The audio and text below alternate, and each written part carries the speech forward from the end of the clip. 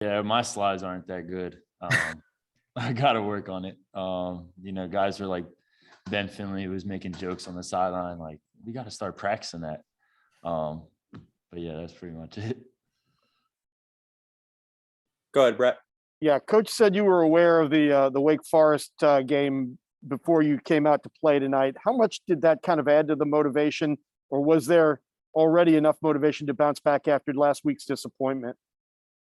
Yeah, I think there's always, the motivation to bounce back is always the priority. Obviously, Wake Forest and the rest of their schedule, it's at stake for depending on where we will end up. So obviously, I would like to follow it. I like to see, where we could potentially land. But coming off a loss and being able to respond the right way has always been a priority for me. Go ahead, Luke.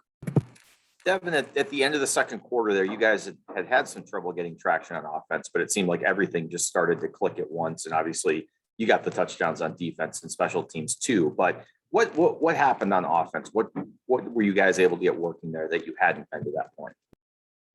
Yeah, man, I just think it's really just getting into rhythm. We practice. Syracuse does a whole bunch of different looks on defense. They do a whole bunch of different coverages and pressures. And, we try to practice as many possible throughout the week. And, when it comes to the game, they're always going to throw a different curveball. And that's kind of what they did. So, being able to get back into the sideline and make our adjustments the right way kind of helped us respond better. Go ahead, Andrew. Devin, when you're out there running around against pressure and making those off-platform throws, how much does it help you to know that you've got guys that you can trust to go up and get it, and guys like Thayer and Devin Carter when you give them a chance? Yeah, it's huge. It's huge. Just being able to put the ball in their vicinity, it gives them a shot. And it's my job to give those guys a shot. And, anytime that we can put the ball around their area, those guys do a great job of coming down with it majority of the time. Go ahead, Jonas.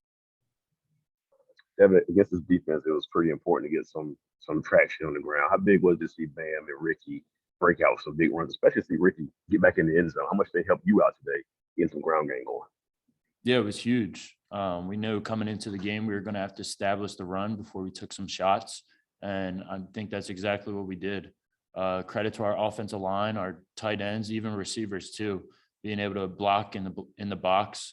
They did a tremendous job. And then, obviously just handing the ball off to guys like Ricky and Zonovan just makes our job that much easier. All right. And then the last question from Corey. Devin, looking over the last 5 games, you've thrown for over 300 yards in every single one of them. Obviously, the importance of the passing game has kind of ratcheted up over the last few games, but how comfortable do you feel in when you need to pass, being able to put the team on your shoulders? Yeah, extremely. I feel very comfortable with whatever the coaches ask me to do, whether it's being able to run the ball, being able to pass the ball, being able to hit different screens. Really anything that they ask me to do, I prepare as best as I can each and every week to make sure that I am comfortable. So anything that they need me to do, I'm extremely comfortable with. Thanks, Devin. Thank you. All right, guys, Bam Knight is going to join us now. If you guys want to raise your hands, questions for Bam.